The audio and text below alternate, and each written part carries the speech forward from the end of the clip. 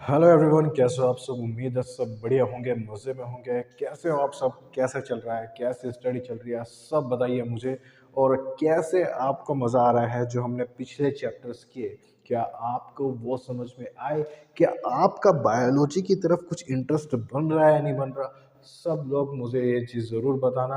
अगर comment section खुला है, मतलब अगर तुम्हारा जो फीडबैक सेक्शन खुला है उसमें प्लीज़ मुझे बताना कि इसके अंदर आपको कितना मज़ा आ रहा है। ऑलरेडी हम 2 चैप्टर्स यहाँ पर कर चुके हैं। सेल एक तरफ हम पूरी तरह से कंप्लीट कर चुके हैं, दूसरी तरफ हम कंप्लीट कर चुके हैं यहाँ पर कौन सा टिश्यू चैप्टर पूरी तरह से कंप्लीट यहाँ पर हम कर चुके हैं। और आज फाइनली हम अपने बायोलॉजी जो जो क्लास 9 का सेक्शन है उसके लास्ट पार्ट की तरफ आ चुके हैं। लास्ट पार्ट अगर बोले, लास्ट चैप्टर बोले तो थर्ड चैप्टर हमारा बायोलॉजी का है, जिसके अंदर है चैप्टर का नाम इम्प्रूवमेंट इन फूड रिसोर्सेज। ठीक है, ये है chapter number 12 I think NCERT का, एनसीईआरटी के रेस्पेक्ट में बोले। और अगर मैं नॉर्मली बात करूँ बायोलॉजी के रेस्पेक्ट में बात करें, अगर सिर्फ बायोलॉजी को कंसिडर करें तो ये कौन सा चैप्टर है? ये है अपना थर्ड चैप्टर बायोलॉजी का, और कह सकते हैं लास्ट चैप्टर। तो चैप्टर के नाम से पता लग रहा है इम्प्रूवमेंट इन फूड रिसोर्सेज। और इम्प्रूवमेंट इन फूड रिसोर्सेज का यहाँ पर क्या मतलब समझ में आता है?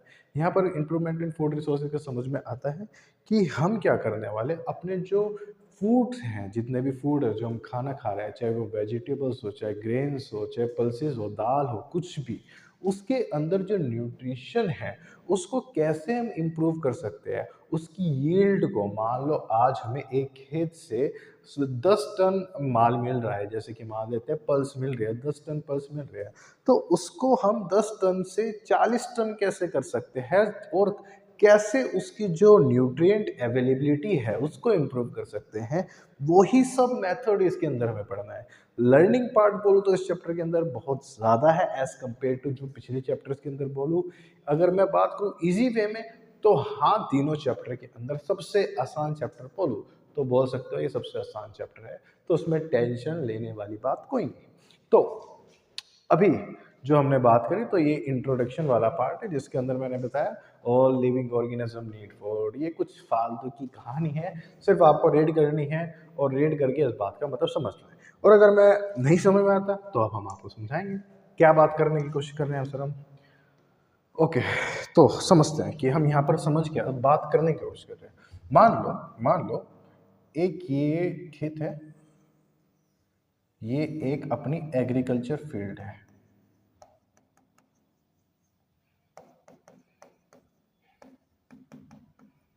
जिसमें हम वीट और राइस जैसी चीज़ें उगा रहे हैं, और साथ में कुछ वेजिटेबल्स भी उगा रहे हैं। ठीक है, एक तरफ ये अपनी पॉपुलेशन है, एक तरफ ये क्या है, अपनी पॉपुलेशन है। पॉपुलेशन ऑफ किसकी पॉपुलेशन है? ह्यूमंस की पॉपुलेशन है। ये अपनी ह्यूमंस की पॉपुलेशन है इस तरफ। ठीक है, तो मान लो एक साल में जो यहाँ पर फूड प्रोडक्शन हो रही है, मान लो एक कंसीडर कर लेते हैं 1 टन हो रही है। 1 टन यहाँ पर क्या हो रही है? पूरी की पूरी यहाँ पर प्रोडक्शन हो रही है फूड की, जिसमें कि वेजिटेबल्स भी इन्वॉल्व है, वीट भी इन्वॉल्व है, राइस भी इन्वॉल्व है। दूसरी तरफ अगर बात करें, जो पॉपुलेशन है उसको जो एक साल के अंदर रिक्वायरमेंट है, एक साल के अंदर जो रिक्वायरमेंट है वो कितनी है? वो है मान लो 3 टन। अब क्या यहाँ पर ये पॉपुलेशन को हम जितना फूड रिक्वायर्ड है वो क्या यहाँ पर दे पा रहे हैं? ऑब्वियसली नहीं दे पा रहे हैं। तो यहाँ पर पॉपुलेशन इतनी ज़्यादा है लेकिन फूड प्रोडक्शन इतनी कम है, जिसकी वजह से यहाँ पर क्या हो जाएगी, जो डेथ रेट है, जो डेथ रेट है वो क्या हो जाएगा? इंक्रीज हो जाएगा। वो क्या हो जाएगा? इंक्रीज हो जाएगा। साथ में जो न्यूट्रिएंट डेफिशिएंसी है, यानी कि न्यूट्रिएंट डेफिशिएंसी का मतलब अगर मैं आसान शब्दों में समझूं कि जो प्रोटीन डेफिशिएंट है, जिनके अंदर प्रोटीन की कमी है, विटामिन्स की कमी है, ऐसे लोग इस पॉपुलेशन के अंदर क्या हो जाएंगे? बढ़ जाएंगे। तो यही रिक्वायरमेंट है फूड इम्प्रूवमेंट की, कि फूड को इम्प्रूव करना क्या है। मान लो यहाँ पर वेजिटेबल में प्रोटीन्स की, जो वेजिटेबल या फिर जो वीट है, राइस से जो प्रोटीन मिल रहा है, कंबाइंड प्रोटीन मिल रहा है, वो 12 ग्राम मिल रहा है। हमारे जो नॉर्मल, अगर मैं एक एवरेज मानूं पॉपुलेशन के अंदर, अगर एक पर्सन है, एक पर्सन को कितना प्रोटीन चाहिए? मान लो प्रोटीन चाहिए 86 ग्राम, उसके वेट के हिसाब से ले लेते हैं, एक एवरेज नंबर ले लेते हैं 86 ग्राम। क्या ये पूरा कर पाएगी? क्यों? यहाँ पर तो 12 ग्राम मिल रहा है और चाहिए कितना? 86 ग्राम। तो यही कुछ रीजंस है। एक तो बढ़ती पॉपुलेशन को हमें फूड प्रोवाइड करना है, प्लस वहां पर जो न्यूट्रिएंट्स है वो भी प्रोवाइड पूरे ही करने हैं, जिससे कि जो न्यूट्रिएंट डेफिशिएंसी हो लोगों के अंदर वो पूरी हो सके। और इसी वजह से हमें फूड को इम्प्रूव करने की ज़रूरत है, फूड प्रोडक्शन को इम्प्रूव करने की ज़रूरत है, और न्यूट्रिएंट अवेलेबिलिटी जो अपने फूड के अंदर मिल रही है वो सब इम्प्रूव करने की ज़रूरत है। इसीलिए ये पूरा चैप्टर हम यहाँ पर पढ़ रहे हैं। तो अगर पिछले पार्ट के अंदर आए जो मैं आपको कहानी बता रहा था, इसमें वो ही सब घिसी पिटी पूरी की पूरी कहानी लिखी हुई है। उम्मीद है आपको ये बात समझ में आएगी। पॉज करो वीडियो को, इंट्रोडक्शन वाला पार्ट नोट करो, फिर हम चलते हैं आगे की तरफ।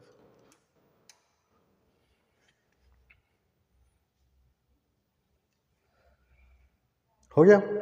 चलो चलते हैं। ओके, तो अब हम चलते हैं नेक्स्ट पार्ट की तरफ। ये हमने डिस्कस कर लिया, ठीक है। अब जो ये पूरा का पूरा फूड प्रोडक्शन हुआ, ये पूरा का पूरा जो फूड प्रोडक्शन है, अब कुछ टाइम पहले लाइक 1960 के आसपास क्या चीज़ देखी गई?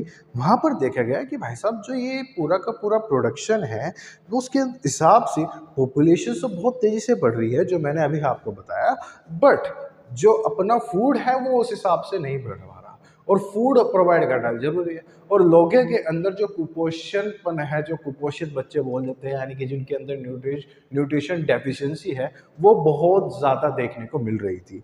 ये सब देखने की वजह से, ये सब जब देखने को मिला तो उसकी वजह से क्या हुआ, 1960 के अंदर का, कब? 1960 के अंदर MS स्वामीनाथन एक साइंटिस्ट थे, उन्होंने क्या किया? ग्रीन रेवोल्यूशन यूज किया। क्या किया? ग्रीन रेवोल्यूशन को लॉन्च करा। उस ग्रीन रेवोल्यूशन का मतलब क्या था? हमें फूड प्रोडक्शन को हम कैसे इंप्रूव कर सकते हैं, फूड प्रोडक्शन को कैसे इंक्रीज कर सकते हैं, और उसके अंदर न्यूट्रिशंस को कैसे इंप्रूव कर सकते हैं, वो सब चीजें किसके अंदर आई थी? ग्रीन रेवोल्यूशन के अंदर आई थी। वो किसके अंदर आया था? 1960 के अंदर आया था। तो green revolution is the programme introduced in many countries to increase food production by use of modern technology, proper irrigation, improve seeds. यानी कि जो सीड प्रोडक्शन है, जो सीड है उनको एक बेटर सीड की तरफ, अब वो कैसे, अभी चैप्टर के अंदर आगे बढ़ेंगे। टेक्नोलॉजी का यूज करके, फर्टिलाइजर्स का यूज करके, मैन्योर्स को यूज करके, ये सब चीजें यूज करके हमने फूड प्रोडक्शन को इंक्रीज किया, और कुछ ही साल के अंदर हमने फूड प्रोडक्शन जो हम कर रहे थे उसको डबल भी कर दिया था। ये किसके अंदर आया? Green revolution. ग्रीन रेवोल्यूशन से नाम में सीधा याद आना चाहिए, ग्रीन क्या होती है? वेजिटेबल्स होती है। तो वेजिटेबल्स क्या होती है? फूड होता है। तो फूड को कैसे इंप्रूव कर रहे हैं, वो आता है ग्रीन रेवोल्यूशन की तरफ। दूसरी तरफ आता है अपना व्हाइट रेवोल्यूशन। व्हाइट रेवोल्यूशन के अंदर क्या हुआ? तो जो मिल्क हुआ था, जो मिल्क की प्रोडक्शन थी, उसको इंप्रूव करने के लिए जो लॉन्च हुआ वो क्या था? अपना व्हाइट रेवोल्यूशन। मिल्क की प्रोडक्शंस को कैसे बढ़ा सके, ऐसी कैटल्स को यूज करना, ऐसी कैटल्स को ब्रीड कराना, जिससे क्या हो सके, आज मान लो एक गाय दिन में 5 लीटर दूध दे रही है, एक एग्जांपल ले लेते हैं, उसको कैसे बढ़ा के 7-8 लीटर तक लेके आ सकते हैं, वो सब चीजें व्हाइट रेवोल्यूशन के अंदर आई थी। और जो एक नाम है जो आपने सब ने सुना होगा, Amul, the taste of India, not advertised, advertise नहीं कर रहे हैं, बट अमूल ने यहाँ पर इसके अंदर बहुत इंपॉर्टेंट रोल प्ले किया है कि मिल्क प्रोडक्शन को जगह जगह तक पहुँचाना और उसको इंक्रीज करना, इम्प्रूव करना, वो इसके अंदर में जो अपना व्हाइट रेवोल्यूशन है उसके अंदर बहुत इंपॉर्टेंट रोल प्ले किया है। तो यार नाम से याद होना चाहिए, ग्रीन यानी कि फूड, अपना व्हाइट यानी कि मिल्क। तो मिल्क को जो इंक्रीज करने के लिए काम में आया था वो कौन था? White revolution. और जो फूड को इंक्रीज करने के काम आया था वो था ग्रीन रेवोल्यूशन। मुझे बताओ क्या ये बात समझ में आती है? ओके, तो इसको पॉज करो, नोट करो, फिर नेक्स्ट पार्ट की तरफ चलते हैं। ओके, अब इसके अंदर समझने की जरूरत है एक बहुत इंपॉर्टेंट बात। अपना सबसे पहले आता है हमें किसी भी चीज को, अब कोई जो हमें पढ़ना है कि फूड को कैसे कैसे इम्प्रूव करना है, वो सब पढ़ने से पहले हमें समझने पड़ेगी कुछ पार्ट्स, जैसे कि टाइप्स ऑफ अपने फूड्स क्या क्या है, या फिर बोलो टाइप्स ऑफ क्रॉप्स भी बोल सकते हैं ना। अगर मैं बात करूँ टाइप ऑफ क्रॉप, कौन कौन सी क्रॉप्स होती है अपने पास।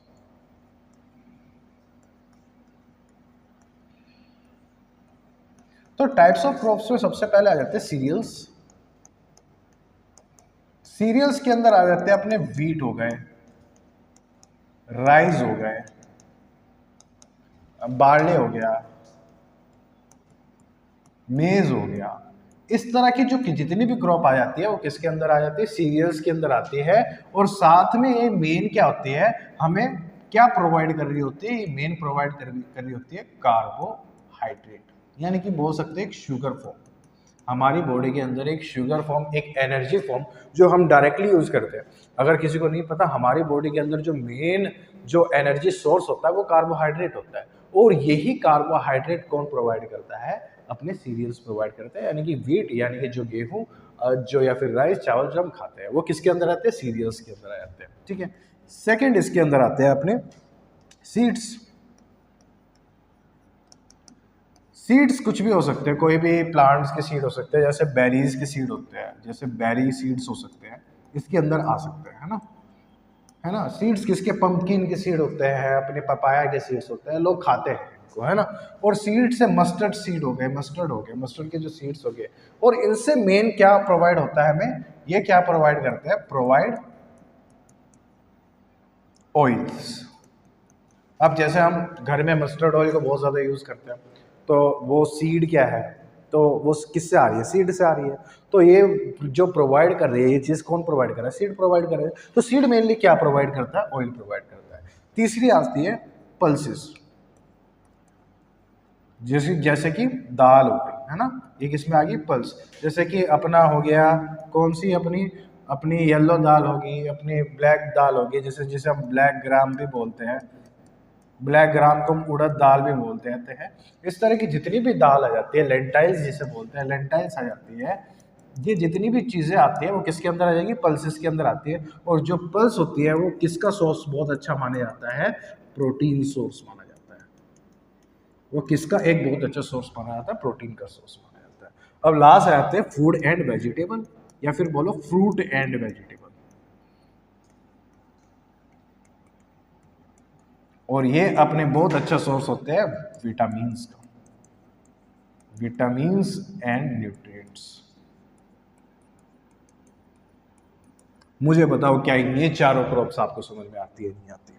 ठीक है, तो चार तरह की क्रॉप्स हमें पता होनी चाहिए, जिसमें कि फर्स्ट आ जाते हैं सीरियल्स, सेकंड सीड्स, अपने pulses, fruit and vegetable. Serial से मिलता है हमें carbohydrate C4, serial C4 carbohydrate. Seed से मिलती है हमें ऑयल, मस्टर्ड से याद रख सकते हो, जो हमारे घर के अंदर मस्टर्ड यूज होती है वो क्या है, अपना सीड है। पल्सेस से हमें प्रोटीन मिलता है, P4 प्रोटीन, P4 पल्सेस। और फ्रूट एंड वेजिटेबल से हमें विटामिन एंड न्यूट्रिशन देखने को मिलती है। इस चीज को नोट कर लो, फिर मूव करते हैं नेक्स्ट चीज की तरफ।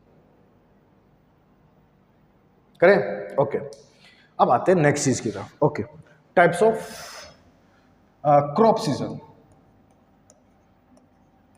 सीजन के बेसिस पे दो तरह की क्रॉप हो सकती है, खारिफ क्रॉप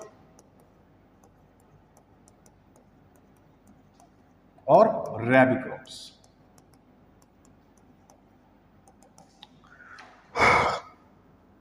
रैबी क्रॉप्स जो होती है वो होती है रेनी सीजन वाली, जो रेनी सीजन में ग्रो करती है।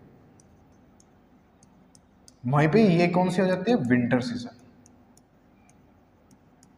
ओके, इसमें ये जनरली ग्रो करते हैं अपना तुम्हारा जून टू सितंबर के आसपास।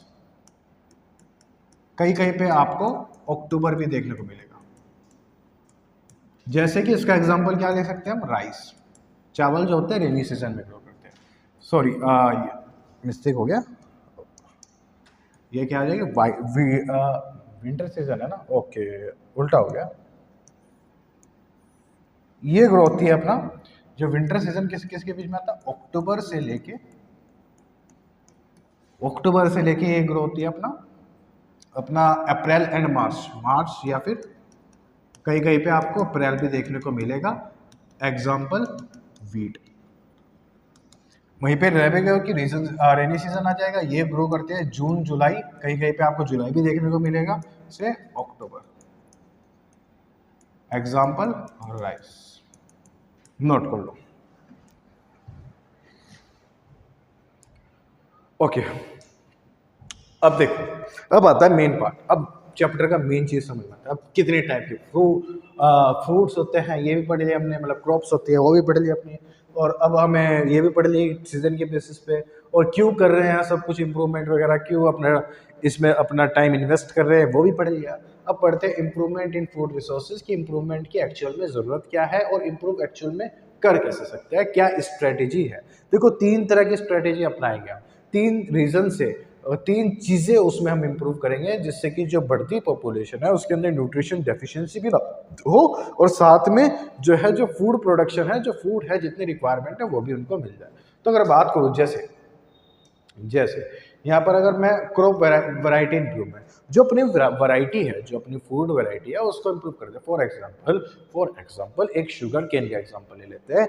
एक शुगर केन अभी जो है 1 लीटर हमें, 1 लीटर तो बहुत ज़्यादा हो गया, मान लो 500 ml हमें करीबन करीबन शुगर केन जूस दे रहा है जिससे हम शुगर बना रहे हैं, है ना। और एक तरफ हमें एक शुगर केन की वैरायटी ऐसी है जो सिर्फ एक ही शुगर केन से 1.5 लीटर जूस मिल रहा है, तो कौन सी ज़्यादा बेटर रही, तो ऑब्वियसली 1.5 लीटर वाली। तो उसमें क्या कर रहे हैं, हमने वैरायटी को, एक अच्छी वैरायटी को सेलेक्ट किया, एक अच्छी वैरायटी को ग्रो किया, एक अच्छी वैरायटी को इम्प्रूव किया। अब एक ऐसी वैरायटी है जिसके बीच में हमने क्रॉस कराया, यानी कि एक वैरायटी ऐसी थी जो खराब गन्ने का जूस बनाती थी और कम भी बनाती थी, दोनों को कंबाइन करेंगे, दोनों को कंबाइन करके एक वैरायटी बनाएंगे तो वो और ज़्यादा खराब होगी। दूसरी तरफ कर सकते हैं हम, एक तरफ करेंगे, मान लो एक गन्ने का रस बहुत ज़्यादा बनाती है और एक तरफ जो जल्दी से खराब भी नहीं होती, जल्दी से उसको कीड़ा भी नहीं लगता, दोनों को कंबाइन करके एक क्रॉप बनाएंगे तो उसके अंदर क्या होगा, दोनों प्रॉपर्टी होंगी, वो ज़्यादा गन्ने का जूस भी बनाएगी, उसके अंदर डिजीज रेजिस्टेंट भी होगा, यानी कि कीड़ा जल्दी से नहीं लगेगा, तो वो वाली क्रॉप ज़्यादा होगी। तो ये पहली चीज़ आती है क्रॉप की जो वैरायटी है उसको इम्प्रूव करना। दूसरा होता है क्रॉप प्रोडक्शन मैनेजमेंट, यानी कि उसकी प्रोडक्शन को, मान लो एक साल, एक सीजन के अंदर हम 10 टन अपना राइस ग्रो कर पा रहे हैं, अब 10 टन को हम 30 टन तक कैसे पहुंचाएं, वो सब किसके अंदर आ जाएगा, क्रॉप प्रोडक्शन के अंदर आ जाएगा। और तीसरा आ जाएगा यहाँ पर आ जाएगा, इसको यहाँ पर काट के लिख दो, प्रोटेक्शन। जैसे कि अभी मैंने बताया, प्रोटेक्शन के अंदर क्या आ जाता है बेटा, डिजीज रेजिस्टेंस की जो बीमारियां हैं प्लांट्स की, जैसे कि प्लांट काला पड़ जाता है, उस पर बैक्टीरिया लग जाता है, फंगस लग जाता है, जो वो डिजीज रेजिस्टेंस है वो कैसे इंप्रूव किया जाए, वो हम किसके अंदर पढ़ेंगे, क्रॉप मैनेजमेंट के।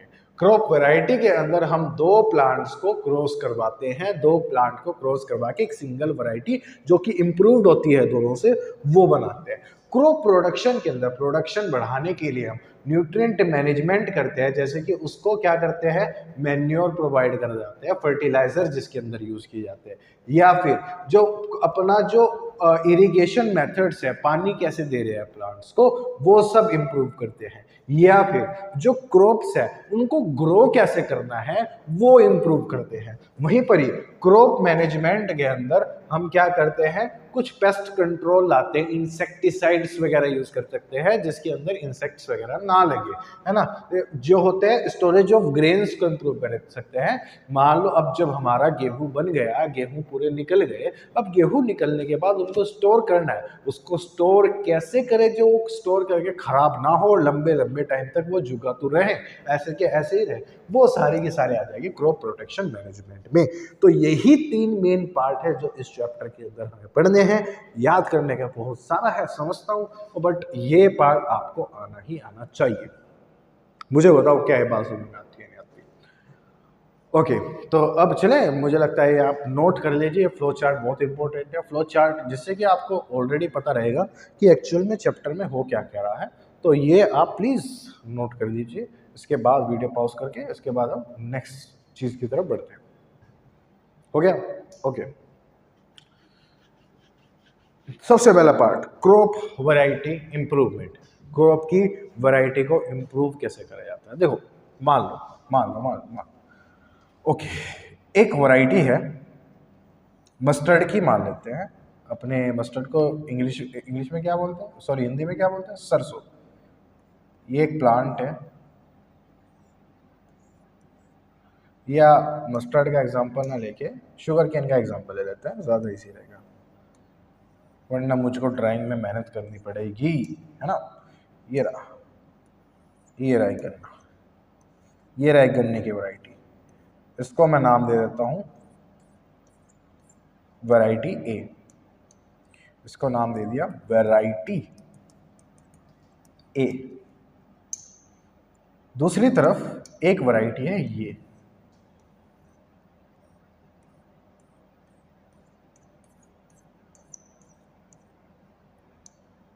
इसको हम नाम दे देते हैं वैरायटी बी, है ना।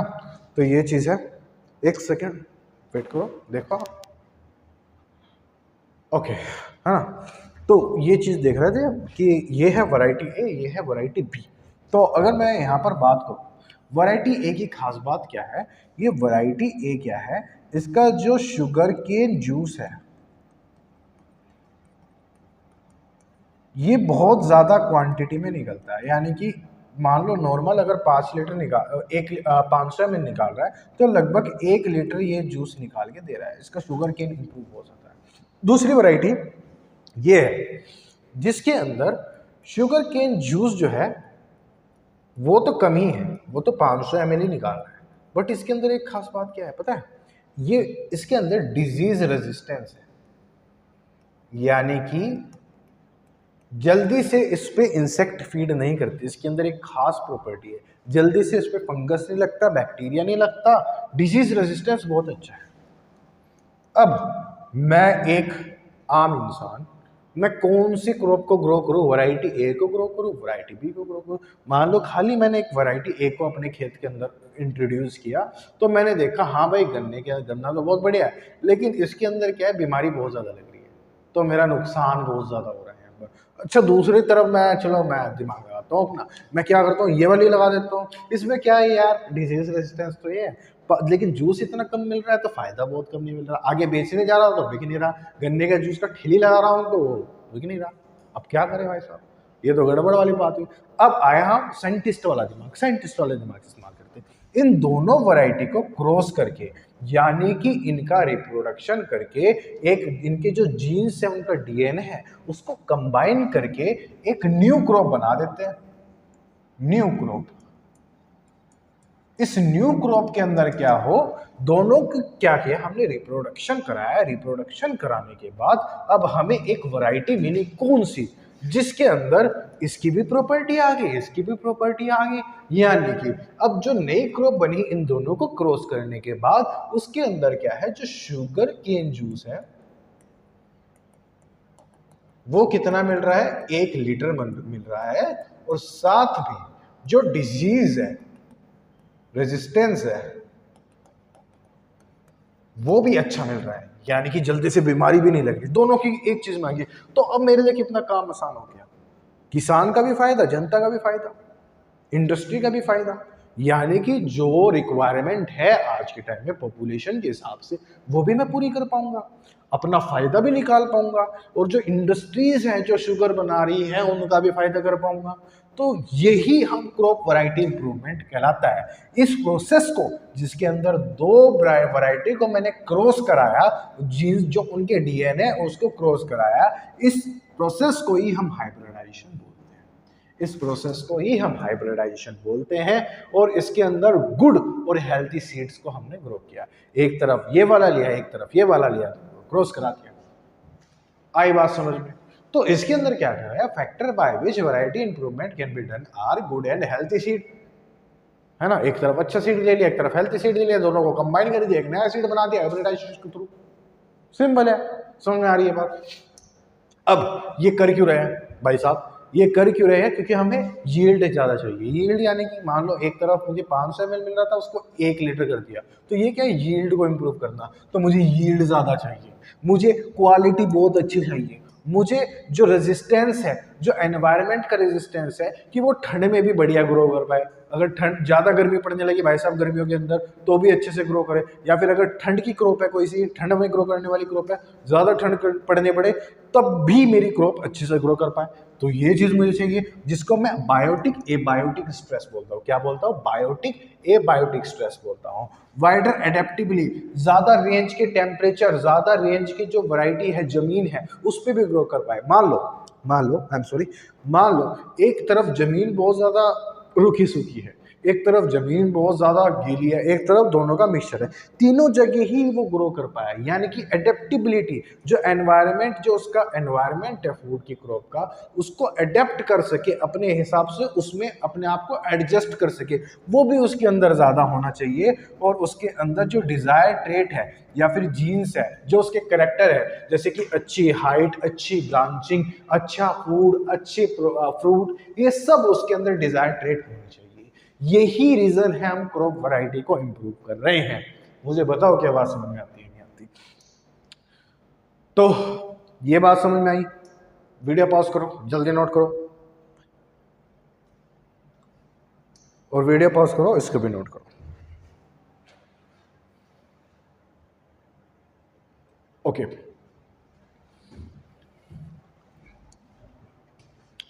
अच्छा, किस किस तरीके से कर सकते हैं भाई साहब? किस किस तरीके से कर सकते हो?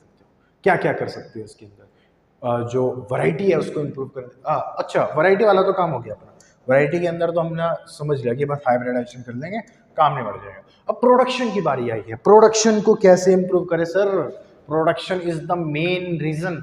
जो बढ़ती पॉपुलेशन है, उस बढ़ती पॉपुलेशन को कैसे बढ़ाएं, ये मेन सवाल है। तो बढ़ती पॉपुलेशन को बढ़ाने के भाई साहब हम 3 प्रैक्टिस कर सकते हैं। 3 प्रैक्टिस, या तो उसका न्यूट्रिएंट मैनेज कर सकते हैं, या जो पानी देने का मेथड है उसको इम्प्रूव करें, या जिस तरह से हम उस क्रॉप को ग्रो कर पा रहे हैं उसको इम्प्रूव करें। तो 3 तरह से प्रोडक्शन की बात कर रहे हैं। पॉपुलेशन को ज़्यादा प्रोडक्शन चाहिए भाई, कहाँ 1 किलो चावल चाहिए पॉपुलेशन के अंदर, 10 किलो चावल। हमारा जो एग्रीकल्चर सेक्टर है वो प्रोड्यूस कर रहा है, 1 किलो चावल कैसे चलेगा? तो उसको प्रोडक्शन को इम्प्रूव करना पड़ेगा।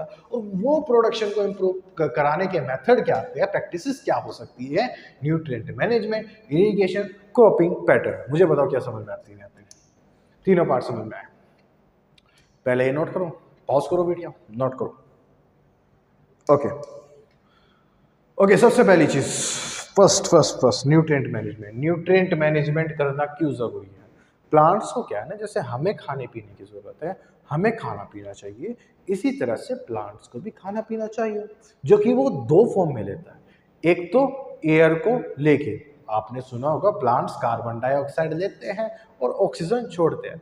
तो एयर के थ्रू वो क्या ले रहा है? कार्बन डाइऑक्साइड ले रहा है। दूसरा पानी के थ्रू, पानी के थ्रू जो न्यूट्रिएंट्स है वो क्या करता है? पानी के अंदर जितने भी न्यूट्रिएंट होते हैं, पानी के अंदर, अगर नहीं पता आपको, पानी के अंदर कैल्शियम, सोडियम, पोटेशियम, ये सब होता है, और ये सब प्लांट की रिक्वायरमेंट होती है। जैसे कि कैल्शियम स्ट्रेंथ के लिए चाहिए, सोडियम उसको डिफरेंट फंक्शनैलिटी के लिए चाहिए, पोटेशियम भी चाहिए, जिससे कि वो कार्बन डाइऑक्साइड अंदर ले सके। ये तो बहुत सारी डीप बातें कर रहा हूँ, सिंपल उसे न्यूट्रिशन की जरूरत है जैसे अपने को न्यूट्रिशन की जरूरत है। तो न्यूट्रिएंट को अगर हम इम्प्रूव कर दें, जो न्यूट्रिएंट हमें प्रोवाइड कर रहे हैं, जो एनवायरनमेंट के अंदर न्यूट्रिएंट, जो पानी प्रोवाइड कर रहे हैं, वो अच्छा इंप्रूव कर दे, तो उसकी प्लांट की ग्रोथ अच्छी होगी नहीं होगी? अरे भाई साहब, अगर जो ये जिम वाले लोंडे हैं आजकल के, इन जिम वाले लोंडों को प्रोटीन बहुत चाहिए। जब इन्हें प्रोटीन अच्छा मिलता है तो ये भाई साहब अपने जो प्रोटीन इनकी रिक्वायरमेंट होती है बॉडी की, इनकी हाइट, अपने बाइसेप्स वगैरह सब इंप्रूव हो जाते हैं। इसी तरह से प्लांट्स को अगर हम अच्छे न्यूट्रिएंट दें तो इनकी भी चीज़ें इंप्रूव हो जाएगी। तो सबसे पहला केस आ जाता है nutrient management. Like other organism, plants also require some element, जो मैंने आपको बताई। अब एयर के थ्रू से क्या मिलता है? कार्बन ऑक्सीजन मिलता है। वाटर के थ्रू हाइड्रोजन ऑक्सीजन मिलता है। सॉइल में क्या होते हैं? कुछ न्यूट्रिएंट्स होते हैं, nitrogen, phosphorus, potassium, calcium, magnesium, sulphur.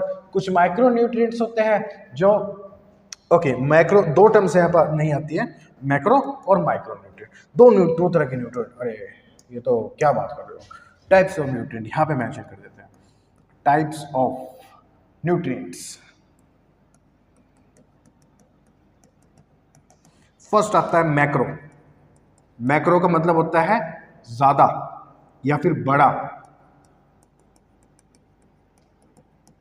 Macro nutrients होते हैं जो ज़्यादा क्वांटिटी के अंदर चाहिए होते हैं, है ना। और माइक्रो न्यूट्रिएंट वो होते हैं जो कम क्वांटिटी के अंदर चाहिए। सिंपल।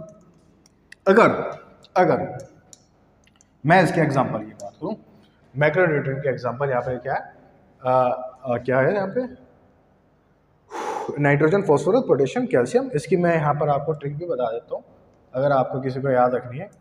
इसकी ट्रिक है ये, चोन एसपी की महंगी कार, यानी कि चोन एसपी की महंगी कार, है ना। जिंदगी में कभी सवाल एमसीक्यू का गलत नहीं होगा अगर आपको ये ट्रिक याद है तो। चोन से आ जाएगा calcium, hydrogen, oxygen, nitrogen, sulphur, potassium, sorry phosphorus, potassium, magnesium, calcium.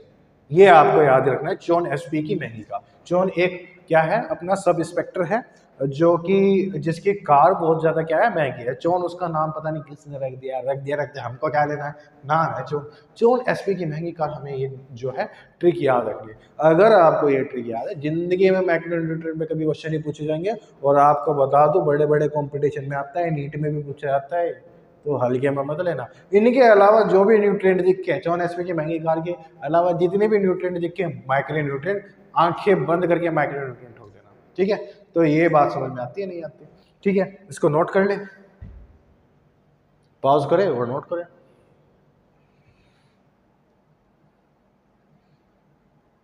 Okay, कर लिया नोट? हाँ जी, कर लिया। चलो जी, दूसरी तरफ हम क्या यूज कर सकते हैं, मैन्योर यूज कर सकते हैं। मैन्योर क्या होता है ना, देखो एक चीज होती है, चलो अभी दिखा देते हैं। एक चीज होती है यहाँ पर, ये मुझे नहीं पता आपको, ये इमेज मुझे लगता है थोड़ा ब्लर है, फिर मैं आप मुझे लगता है विजिबल हो जाएगी, फिर मैं आपको एक्सप्लेन बोल के एक्सप्लेन कर दूंगा। दो चीज होती है, मैन्योर और फर्टिलाइजर। मैन्योर वो होते हैं जो नेचुरली बनते हैं। मान लो ह्यूमन वेस्ट है, जो अपना जो वेस्ट है, उसको हम अगर सॉइल में डाल दें तो उसके अंदर जो न्यूट्रिशन होते हैं वो उसके अंदर सॉइल के अंदर चले आते हैं, ठीक है। सॉइल के अंदर जाने की वजह से जो सॉइल के अंदर न्यूट्रिएंट अवेलेबिलिटी है वो इंप्रूव हो जाएगी। ये सब क्या है, नेचुरल है। ये सब क्या है, नेचुरल है। कोई प्लांट है या फिर कोई एनिमल है, वो मर गया, मरने के बाद वो सॉइल में गड़ना स्टार्ट हो जाता है, और जो उस एनिमल के अंदर जितने भी न्यूट्रिशन है वो किसके अंदर चले जाते हैं, सॉइल के अंदर एड अप हो जाते हैं। जिससे क्या होता है, वहाँ पर जो प्लांट अगर ग्रो करेंगे वो ज़्यादा बेटर ग्रो कर पाएगा। तो मैन्योर क्या है, मैन्योर नेचुरली बनाया जाता है। वहीं पर ये फर्टिलाइजेशन आर्टिफिशियल्स होते हैं, ये केमिकली प्रोवाइड होते हैं, केमिकली बनाए जाते हैं। तो वहीं पर बात करो, देखो अब हम प्रोडक्शन इंप्रूवमेंट की बात करें तो प्रोडक्शन इंप्रूवमेंट में दो चीज़ हम और यूज़ कर सकते हैं, फर्टिलाइजर और मैन्योर्स। फर्टिलाइजर्स जो होते हैं वो इनऑर्गेनिक मैटर से बनते हैं या फिर बोलो आर्टिफिशियली बनते हैं। वहीं पर ही अगर मैन्योर बोलते हैं वो ऑर्गेनिक बनते हैं या फिर बोलो जो हमारे नेचुरली बनते हैं, है ना। ये जो ह्यूमन एक्सक्रीटा होता है, जिसे हम ह्यूमन वेस्ट बोलते हैं, उससे बनता है। जो प्लांट वेस्ट होता है उससे बन सकता है। और ये पोल्यूशन नहीं करता है, क्योंकि ये आर्टिफिशियल फर्टिलाइजर आर्टिफिशियल बन रहा है। इसके अंदर इनऑर्गेनिक मैटर आएगा, सिंथेटिक केमिकल्स आएंगे, तो ये पोल्यूशन क्रिएट करेगा। ये क्या करेगा, पोल्यूशन क्रिएट करेगा।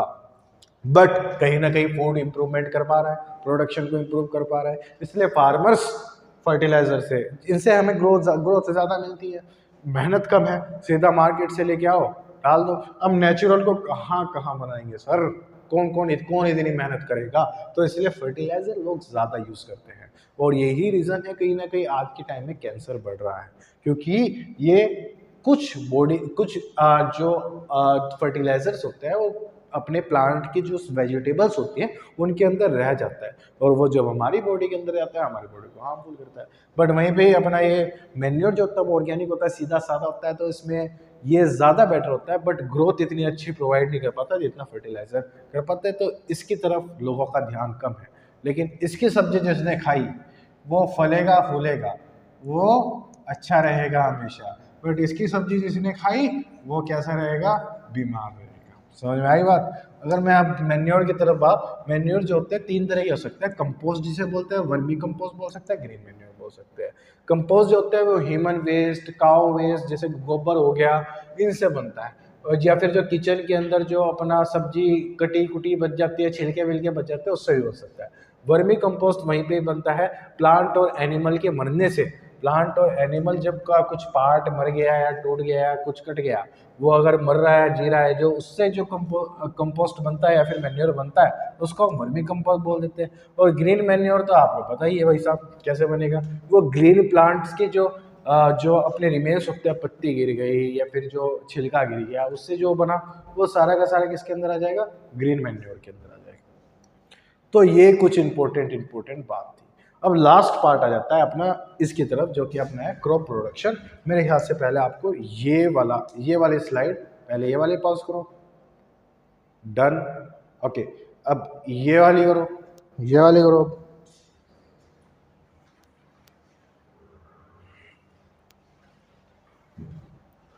I believe done.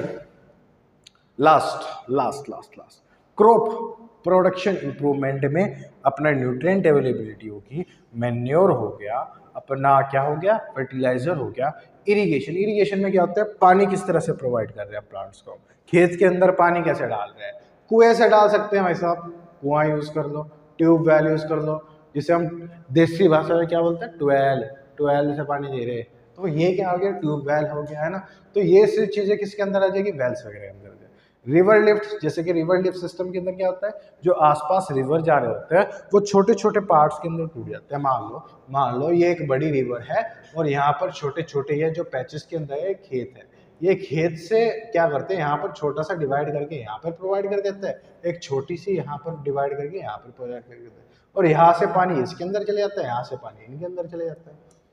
ये क्या हो जाता है, अपने रिवर लिफ्ट सिस्टम इसको बोल देते हैं। और जो छोटे छोटे पार्ट्स तोड़ते हैं, इसको हमारे यहाँ तो भाई साहब मैनर बोलते हैं, आपके यहाँ क्या बोलते हैं बताना जरूर मुझे, है ना। यहाँ पर हम पानी के टैंक्स भी यहाँ पर यूज कर सकते हैं। क्लियर है, नोट करो पॉज करके। आई बिलीव बहुत आसान चीजें हैं, ज्यादा टफ चीजें नहीं है ना। तो इसलिए मुझे लगता है ये सारी बेसिक चीजें, ये ऐसी चीजें जो हम डेली लाइफ के अंदर देखते हैं, जिसके अंदर इतना दिमाग लगाने की जरूरत नहीं है, बट रिमेंबर इसमें याद करने का बहुत ज़्यादा है, लेकिन समझना है बहुत इजी है, इतना टफ नहीं है। एक बार आपने मुझे सुन लिया तो आपको हमेशा ये सब याद रहने वाला है ना। चलो अगली चीज क्या कर सकते हैं, क्रॉपिंग पैटर्न। यार क्रॉप कैसे ग्रो कर रहे हो आप, वो भी तो इंपॉर्टेंट मैटर है, कैसे आप अपनी क्रॉप्स को ग्रो कर रहे हैं वो भी बहुत इंपॉर्टेंट है। For example mixed cropping. Mix cropping के अंदर क्या करेंगे हम, नाम में पता लगा रहा है, एक प्लांट, एक खेत जिसके अंदर हमने भाई साहब शुगर केन भी ग्रो कर दिया, जिसके अंदर हमने रैंडमली, है ना, रैंडम लिख देता हूँ यहाँ पे, रैंडम यानी कि कहीं पे भी कुछ भी ग्रो कर रखा है, जिसके अंदर भाई साहब हमने सनफ्लावर भी लगा दिया तेल के लिए, मस्टर्ड भी लगा दिया, चलो मस्टर्ड भी लगा देते हैं, और कोई भी एक रैंडम मैटर है, कुछ भी ऐसा कुछ भी ऐसा नहीं है ना, वीट भी लगा दिया, राइस भी लगा दिया। तो इसके अंदर काफी सारा डिफरेंट क्रॉप्स लगा दी, तो इसको हम क्या बोल देते हैं, मिक्स क्रॉपिंग। जैसे कि एक खेत के अंदर वीट भी, ग्राम्स भी, मस्टर्ड, वीट और मस्टर्ड, ग्राउंडनट एंड सनफ्लावर, है ना, इसको हम क्या बोलते हैं, मिक्स क्रॉपिंग। दूसरी तरफ इंटरक्रॉपिंग होती है। इंटरक्रॉपिंग के अंदर क्या आता है, it is a cropping method in which 2 और more crops are grown together but in a specific pattern. For example ये रहा खेत, इस पार्ट के अंदर, इस वाले पार्ट के अंदर शुगर केन, इस वाले पार्ट के अंदर मस्टर्ड, इस वाले पार्ट के अंदर सनफ्लावर, और इस वाले पार्ट के अंदर वीट। ये इस तरह की क्रॉपिंग एक पर्टिकुलर पैटर्न में, रैंडम नहीं है, तो ये क्या हो जाएगी, इंटरक्रॉपिंग। जैसे कि एग्जांपल सोयाबीन और मेज को एक साथ ग्रो कर दिया, फिंगर मिलेट्स और काउपी को एक साथ ग्रो कर दिया, ठीक है, ओके। लास्ट मेथड हो सकता है इसके अंदर क्रॉप रोटेशन। क्रॉप रोटेशन के अंदर क्या होता है, farmer grow the same crop on the land for long term, the same nutrition keep on depleting from the soil which lead to decrease in soil fertility. Planting different crop on lead to the better yield. क्या होता है, जब एक ही crop को हम क्या कर सकते हैं, यूज करते रहते हैं, तो उसकी रिक्वायरमेंट हमेशा सेम ही रहेगी। मान लो शुगर केन को ग्रो करने के लिए अपनी CHON चाहिए, एक एग्जांपल रैंडम ले लेते हैं, है ना, एक्चुअल रिक्वायरमेंट ये नहीं होती। बट एक एग्जांपल ले ले, CHON उस शुगर केन को चाहिए। अब अगर हम बार बार बार बार बार बार बार बार यही लगाते रहेंगे तो क्या होता रहेगा, एक टाइम पे आके ये खत्म हो जाएंगे, और एक टाइम पे आके ये खत्म हो जाएंगे तो फर्टिलिटी जो है, जो मिट्टी की उपजाऊ की जो प्रॉपर्टी है वो क्या हो जाएगी, खत्म हो जाएगी। तो इससे बढ़िया क्या है, एक साल अगर आप शुगर केन लगा लो, दूसरे साल वीट लगा लो, क्योंकि उसकी रिक्वायरमेंट डिफरेंट है, ठीक है। फिर उसके बाद क्या हो सकता है, जब बारिश वगैरह गिरेगी तो ये जो CHON रिफिल हो जाएगा। फिर उसके बाद कुछ और लगा लो, राइस लगा लो। अब फिर जब वो लगा लिया तो वो लगा लो। तो जो ये रोटेशन है, जो डिफरेंट डिफरेंट क्रॉप्स का जो रोटेशन है, इसको हम क्रॉप रोटेशन बोलते हैं। और यही यहाँ पर लिखा हुआ है। मुझे बताओ बात समझ में आती है? सिंपल बात है, एक घड़े से पानी कब तक पी लोगे? मान लो एक दो बंदे हैं, एक रसना पीना पसंद करता है, एक तरफ एक कोल्ड ड्रिंक पीना पसंद करता है। अगर बार बार ही ऐसे बंदे को पार्टी के अंदर बुलाते रहोगे जो कोल्ड ड्रिंक ही पीता रहेगा, कोल्ड ड्रिंक खत्म हो जाएगी, कहाँ से पिला दोगे? तो बेटर है पहले कोल्ड ड्रिंक वालों की पार्टी कर लो, फिर उसके बाद रसना वालों की पार्टी कर लो, समझ रहे हो? फिर दोबारा किसी और चीज़ की पार्टी कर लो। तो वही चीज़ है ना, अगर बार बार एक ही क्रॉप ग्रो करते रहेंगे, सॉइल के अंदर भी कहाँ तक न्यूट्रिशन प्रोवाइड करोगे, खत्म हो जाएंगे। फिर वही फर्टिलाइजर वगैरह पे आना पड़ेगा, फर्टिलाइजर वगैरह का जो खर्चा है वही बच जाएगा अपना क्रॉप रोटेशन से। तो ये कुछ मेथड्स है। तो ये थी आज की क्लास, थोड़ी लंबी होगी मुझे पता है, बट लर्न करने का पार्ट बहुत ज़्यादा है, याद करने का बहुत ज़्यादा पार्ट है, समझता हूँ। बट रिमेंबर, चीज़ें इतनी टफ नहीं है, बहुत बेसिक से टर्म है। क्रॉप रोटेशन, जिसमें क्रॉप को रोटेशन में डाला जा रहा है। पहले कुछ मिक्स क्रॉपिंग, जिसके अंदर मिक्स फार्मिंग यूज़ की जा रही है। इरिगेशन, जिसके अंदर पानी कैसे प्रोवाइड किया जा रहा है। अपना नेक्स्ट आ जाता है अपना फर्टिलाइजर्स, मैन्योर में क्या डिफरेंस है, मैन्योर कितने टाइप्स के होते हैं, न्यूट्रिएंट क्यों मैनेजमेंट करने की ज़रूरत है, और फूड को इम्प्रूव करने की ज़रूरत क्या है। बताओ, मुझे बात समझ में आती है? तो ये वाला पार्ट खत्म, और अब ये वाले पार्ट पे मूव करना है। और अभी और भी काफ़ी चीज़ें हमें पढ़नी है, सिर्फ यही नहीं, अभी और भी काफ़ी चीज़ें पढ़नी है। तो आज के लिए यार इतना ही रखते हैं, ज़्यादा बोरिंग भी नहीं होगा लेक्चर, और मुझे लगता है समझ में आया भी होगा। Till then bye bye, have a nice day. मिलते हैं नेक्स्ट क्लास के अंदर, नेक्स्ट लेक्चर के अंदर।